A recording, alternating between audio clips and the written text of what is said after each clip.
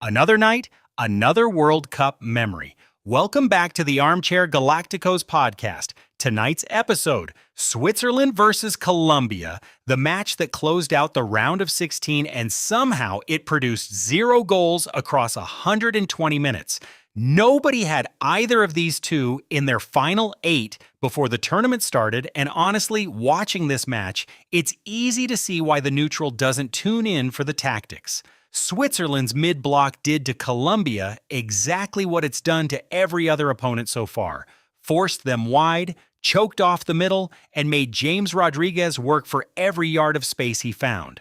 Colombia, credit to them, did the same thing right back, and Granit Xhaka spent the evening a lot less comfortable than usual.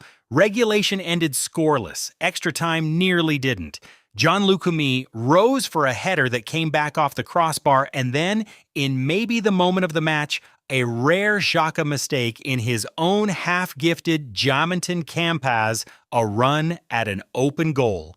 And Campaz somehow put his shot over the bar. The couch, watching from the sofa, had a bad feeling right at that exact moment, and it turned out to be justified.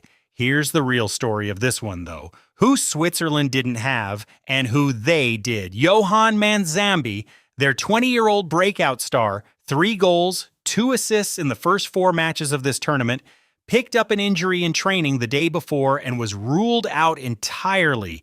Rubén Vargas, who'd also left Monday's session early with a knock of his own, was cleared only for a place on the bench, and he came on right at the start of extra time with barely anything left to affect in open play. He didn't need open play.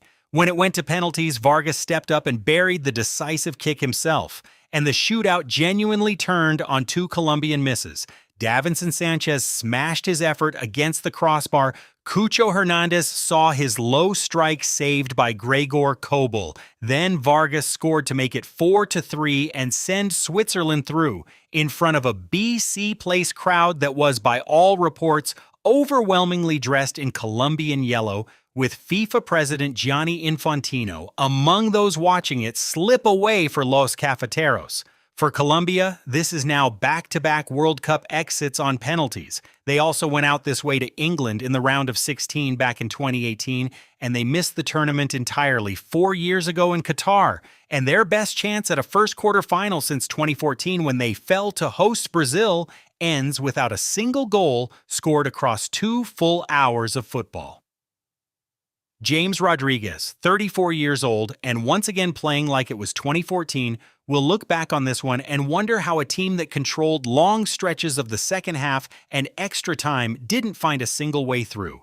For Switzerland, it's the exact opposite story. Their first World Cup quarterfinal since they hosted the tournament themselves 72 years ago in 1954, and the first time in their history they've won back-to-back knockout matches at the same World Cup. They've reached the round of 16 at each of the last 3 World Cups and been knocked out every time. Tonight, finally, that streak is over. And it's over because of a bench player who probably shouldn't have been fully fit to play at all. The couch predicted this one would go to penalties, so credit where it's due. But we had Colombia winning it 5-4. Instead, Switzerland won it 4-3. We also, for the record, may have been wrong about a few things this tournament, so treat all of this accordingly. Confidence rating, right format, wrong winner, wrong scoreline, still somehow giving himself a pat on the back for calling the shootout part. The round of 16 is now officially complete. Switzerland face Argentina in the quarterfinal in Kansas City, Missouri on July 11th.